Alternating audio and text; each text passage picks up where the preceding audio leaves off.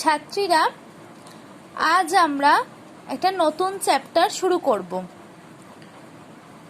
চ্যাপ্টারটা হচ্ছে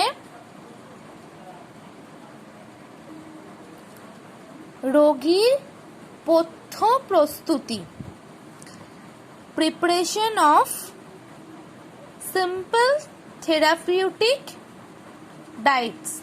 আচ্ছা, আমরা তো নর্মালি খাবার খাই, সাধারণ আমরা যেরকম রেগুলার খাবার খাই, কিন্তু যখন আমাদের কোনো শারীরিক অসুস্থতা দেখা যায়, অর্থাৎ সেটা বিভিন্ন রকম অসুবিধা হতে পারে, তখন আমরা আমাদের রেগুলার ডায়েটে কিছু চেঞ্জ আনি।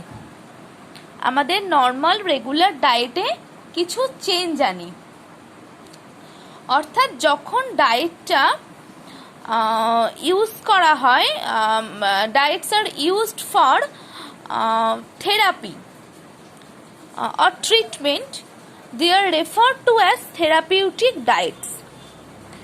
মানে যখন কোনো রোগের জন্য আমরা স্পেশাল আলাদা করে যে রোগ হয়েছে সেই অনুযায়ী সেরকম খাদ্য দিলাম, অর্থাৎ ধরো কার্বোহাইড্রেটের পরিমাণ বাড়তে পারে বা কমতে পারে, আরও অন্যান্য খাদ্য উপাদান যেগুলো আছে তোমরা জানো, সেগুলোর পরিমাণ বাড়তে পারে বা কমতে পারে, বিভিন্ন খনিজ লবণ বা ভিটামিনের পরিমাণ, জল, তন্তু, তার উপর ভিত্তি করে যখন হয় তখন সেটাকে বলা হয় থেরাপিউটিক ডায়েট, অর্থাৎ রোগীর পথ্য তখন বলা হয়, বা রোগ প্রতিরোধে সরল পথ্য প্রস্তুতি। এটা আমি চ্যাপ্টারটার নামটা তোমাদের বোঝালাম। আচ্ছা, এই ডায়েটেটিক্স হচ্ছে কিন্তু একটা সায়েন্স, যেটা মনে করো লোকজন তাদের প্র্যাকটিস করতে পারে তাদের ফুড লাইফস্টাইলের জন্য, বা কখনো হেলথ বা ডিজিজের জন্য, ঠিক আছে? কেউ এমনি সুস্থ থাকার জন্যই ঠিক করে কন্ট্রোল করে সমস্ত কিছু খেতে পারে, ধরো ডিপ ফ্রাইড জিনিস খাবো না, এরম একটা মেনটেন করতে পারে, ঠিক আছে, হেলদি লাইফস্টাইলের জন্য। আবার কখনো হয় কি কোনো রোগ হয়েছে সেই জন্য খাবো না, সেটাও করা যেতে পারে। আচ্ছা, আমাদের শিশু থেকে বৃদ্ধ অবস্থা পর্যন্ত বিভিন্ন বয়সে যেন বিভিন্ন পুষ্টি উপাদানের চাহিদার পরিবর্তন ঘটে। তো সুষম খাদ্য আমাদের বিভিন্ন বয়সের বিভিন্ন চাহিদার, পুষ্টি উপাদানের চাহিদার পূরণ করে এবং বিভিন্ন সমস্যা থেকে আমাদের রক্ষা করে।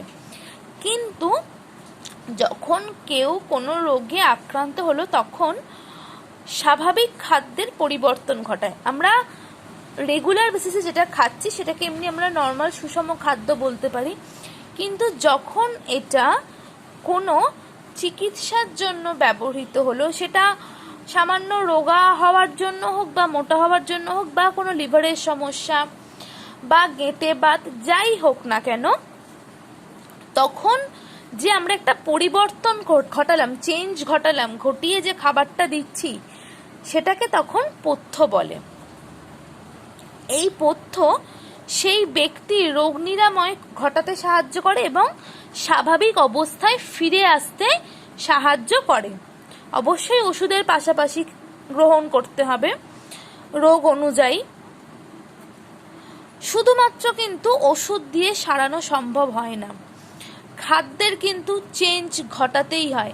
সামান্য তোমরা এইটার সাথে পরিচিত বলে আমি একটা ইজি এক্সাম্পল দিচ্ছি। যখন কারোর জন্ডিস হয়, ডাক্তার কি শুধুই ওষুধ দিয়ে ছেড়ে দেন? একদম কিন্তু পাশে লেখা থাকে স্ট্রিক্টলি ডায়েটটা, তার শারীরিক অসুস্থতা অনুযায়ী কখনো বলে পাতলা ঝোল খেতে, ভাজা খাবে না। আবার অনেকের জন্য অনেক ডাক্তারবাবু এরকম অ্যাডভাইস দেন যে হলুদটা পর্যন্ত অ্যাড করবে না রান্নায়, সাদা ঝোল খাচ্ছে, প্লেন জল, গোটা মশলা দিয়ে হালকা রান্না করা, কোনো লঙ্কা গুঁড়োও চলবে না, অল্প তেলও চলবে না, ঠিক আছে? সেই জন্য কেন দেন, তার মানে চেঞ্জ ঘটানো দরকার, সেই জন্য তাতে উনি শুধুই 5টা ওষুধ দিয়ে রেখে দিতেন, কি আর 2টো ওষুধ বাড়িয়ে দিতে পারতেন, ঠিক আছে? আবার অনেক সময় হয় কি, সেগুলো খুব মাইল্ড কেসের কথা আমি বলবো, ওষুধ ব্যবহার না করে বা খুব অল্প পরিমাণে করে এই পথ্যের মাধ্যমে কিন্তু রোগ মুক্তি ঘটানো যায়। আচ্ছা, এবার আমি বলবো পথ্য কাকে বলে, ঠিক আছে? সংজ্ঞাটা বলছি, এতক্ষণ ইন্ট্রোডাকশন দিলাম, আশা করি ক্লিয়ার হলো ব্যাপারটা আমাদের চ্যাপ্টারটার সম্বন্ধে। রোগগ্রস্ত অবস্থায় বা বিশেষ শারীরিক অবস্থায় যে পরিবর্তিত খাদ্য ব্যবস্থা চিকিৎসার পাশাপাশি দেহকে উপযুক্ত পুষ্টি সরবরাহ করে, রোগ নিয়ন্ত্রণ ও প্রতিরোধ করে এবং শরীরকে সুস্থ রাখতে সাহায্য করে, তাকেই বলে পথ্য বা ডায়েটস। আচ্ছা, যে পথ্য রোগ নিরাময়ে সাহায্য করে তাকে কি বলে? রোগ নিরাময়কারী পথ্য, থেরাপিউটিক ডায়েটস। আর এই যে প্রসেসটা, এই যে খাদ্যের চেঞ্জ ঘটিয়ে রোগ নিরাময় ঘটলো, এটাকে কি বলে? ডায়েট থেরাপি বা বাংলায় হচ্ছে খাদ্য চিকিৎসা, ঠিক আছে? বা পথ্য থেরাপি যেটা বলা আছে। আচ্ছা, এরপর বলবো পথ্যের প্রয়োজনীয়তা, রিকোয়ারমেন্ট অফ ডায়েটস। কখন দরকার হয়? যখন খাদ্য গ্রহণে মানে গলায় কোনো সমস্যা, পরিপাক শোষণ আত্তীকরণের সমস্যা হয়, যখন রোগীর দেহে সেই অবস্থার অনুযায়ী পুষ্টিমান বজায় রাখতে হতে পারে, সেই অবস্থা অনুযায়ী ক্যালোরির কম বেশি দরকার হতে পারে, ক্যালোরি সরবরাহ করতে হবে, কখনো কোনো খাদ্য উপাদানের অভাবজনিত প্রতিক্রিয়া দেখা দিলে সেই উপাদানটা বেশি করে সরবরাহ করা, যদি কোনো পুষ্টি উপাদানের উপস্থিতি সমস্যা সৃষ্টি করে তখন সেই পরিমাণটা কম করে নিয়ন্ত্রণ করা, অরুচি নিবারণের জন্য পথ্যের পরিবর্তন ঘটানো, ক্ষয় পূরণ করা, ওজন কমাতে সাহায্য করা, ওজন বাড়াতে সাহায্য করা, পূর্বাবস্থায় রোগাক্রান্ত ব্যক্তিকে ফিরিয়ে আনা, মানে যেমন সুস্থ ছিলেন তিনি, অনাক্রম্যতা গড়ে তোলা যাতে পুনরায় রোগে আক্রান্ত না হন, ঠিক আছে? এই হচ্ছে প্রয়োজনীয়তা বা উদ্দেশ্য বলতে পারো। এবার হচ্ছে ফাংশনস অফ ডায়েট, কাজ কি? পথ্য রোগীর শারীরিক অবস্থার মোকাবিলা করতে পারে এবং দেহকে সুস্থ ও কর্মক্ষম রাখতে পারে। পথ্য রোগীকে তার শারীরিক অবস্থার পরিপ্রেক্ষিতে উপযুক্ত পরিমাণে তাপশক্তি সরবরাহ করতে পারে, পথ্য রোগীর দেহের সঠিক পুষ্টিমান বজায় রাখে, দ্রুত আরোগ্যের পথে চালিত করে, স্বাভাবিক উষ্ণতা বজায় রাখতে পারে, বৃদ্ধি সাধন ঘটাতে পারে। এইগুলো হলো ফাংশনস। আচ্ছা, এরপর আমরা পড়ব ক্লাসিফিকেশন অফ ডায়েটস, অর্থাৎ শ্রেণীবিভাগ। শ্রেণীবিভাগ কিন্তু আমরা 3টে অনুযায়ী করব, ঠিক আছে? ঘনত্ব অনুযায়ী, দেন উপাদান অনুযায়ী, তারপর হচ্ছে খাওয়ানোর পদ্ধতি অনুযায়ী, ঠিক আছে? আচ্ছা, এবার তাহলে আমরা দেখে নিই সেটা। আচ্ছা দেখো, প্রথম ফার্স্টে হচ্ছে কি মডিফিকেশন ইন কনসিস্টেন্সি, ঘনত্ব অনুযায়ী, হ্যাঁ, স্বচ্ছ তরল পথ্য, ক্লিয়ার ফ্লুইড ডায়েট, সম্পূর্ণ তরল পথ্য, ফুল ফ্লুইড ডায়েট, সফট ডায়েট, নরম পথ্য। এরপর হচ্ছে কি মডিফিকেশন ইন কনস্টিটিউয়েন্টস, অর্থাৎ উপাদান অনুযায়ী, calorie, carbohydrate, protein, fat, minerals. আচ্ছা, আরেকটা হচ্ছে এটা অবশেষীন পথ্য, ভিটামিনস আছে, ফাইবার আছে। আচ্ছা, এরপর আসছে মডিফিকেশন ইন ফিডিং টেকনিক, অর্থাৎ খাওয়ানোর পদ্ধতি বা উপায় অনুযায়ী। তাহলে আমরা তিনটে ভাগে ভাগ করতে পারলাম। একটা হচ্ছে মডিফিকেশন ইন কনসিস্টেন্সি, একটা হচ্ছে মডিফিকেশন ইন কনস্টিটিউয়েন্টস, আর একটা হচ্ছে মডিফিকেশন ইন ফিডিং টেকনিক। ঘনত্ব কিরম হবে, স্বচ্ছ না সম্পূর্ণ তরল, নরম উপাদান, উপাদানগুলো কম বেশি ঘটানো, ঠিক আছে, উচ্চ নিম্ন, ঠিক আছে। আরেকটা হচ্ছে কি খাওয়ানোর পদ্ধতি অনুযায়ী, কি প্রসেসে খাওয়াবো, ঠিক আছে। ইন্ট্রাভেনাস টিউব, এটা হচ্ছে প্যারেন্টাল ফিডিং, এটা হচ্ছে টিউব ফিডিং। এই টিউব ফিডিং এর আবার অনেক ভাগ হয়, হ্যাঁ, nasogastric feeding, gastric feeding, duodenal feeding, jejunal feeding.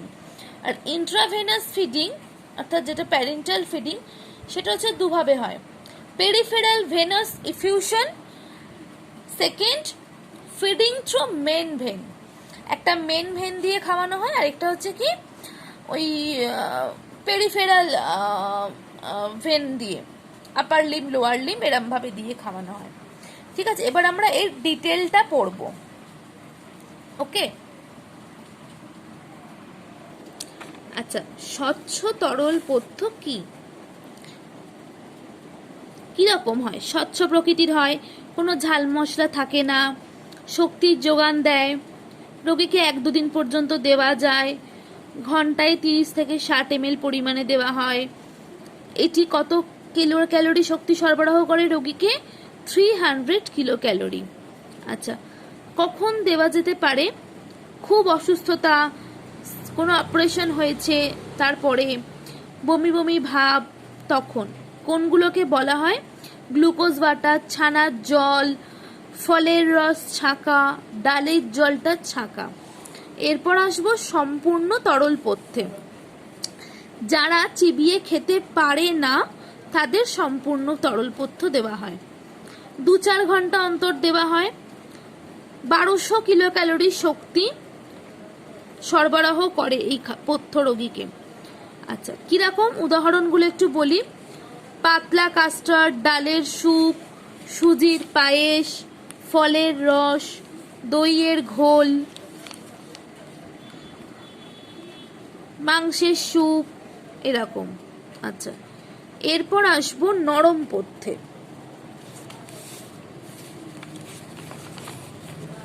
নরম পথ্য কখনো চিবোতে না পারলে, সংক্রমণ ঘটিত রোগে, তখন এই রুটিন হসপিটাল ডায়েট এটাকে বলা হয়, দেওয়া হয়। 1500 কিলো ক্যালোরি শক্তি সরবরাহ করে, কম তন্তু বিশিষ্ট, কম ঝাল মশলা যুক্ত, নরম সহজপাচ্য। কি কি হয়?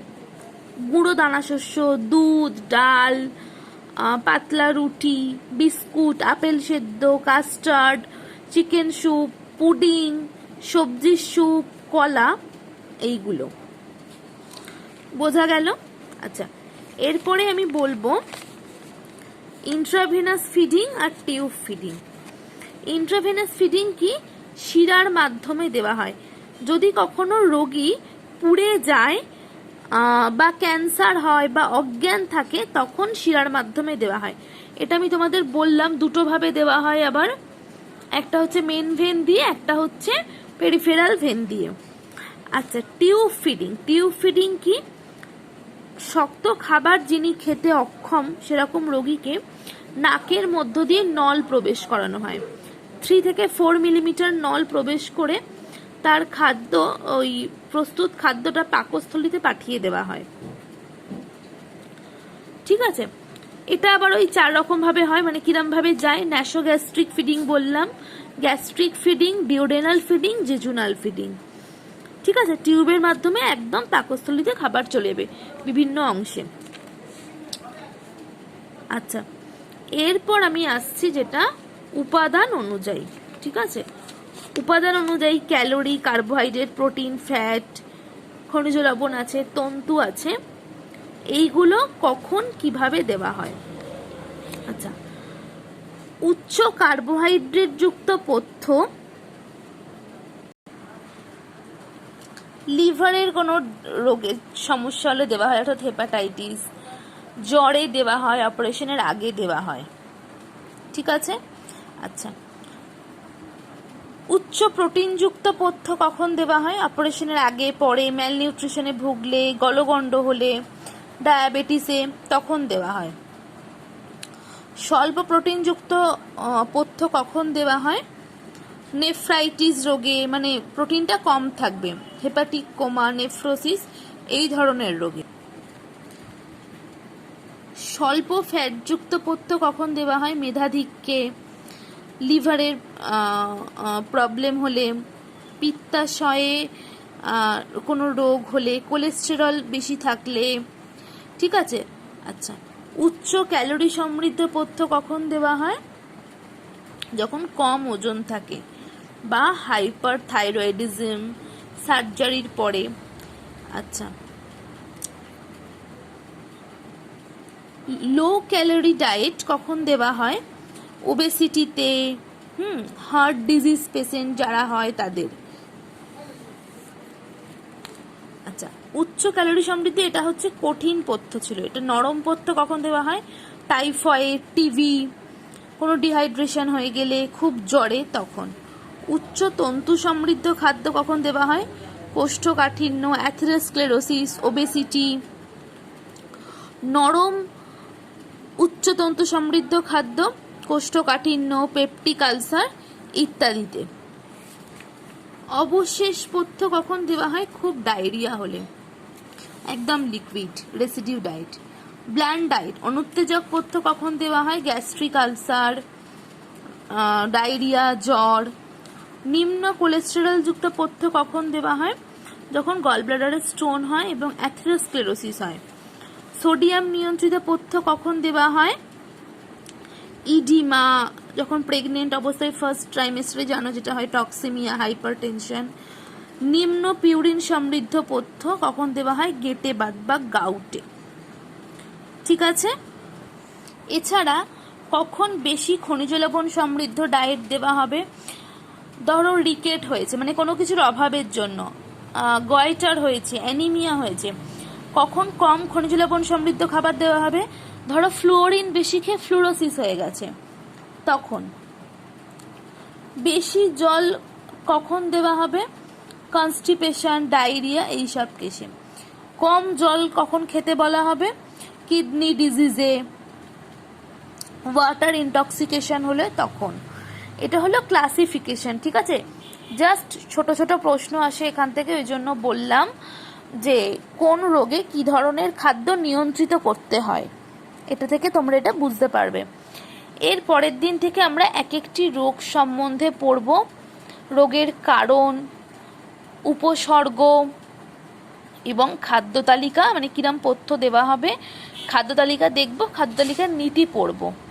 ঠিক আছে, আজকে এই পর্যন্তই, যা পড়ালাম ভালো করে পড়বে। ঠিক আছে।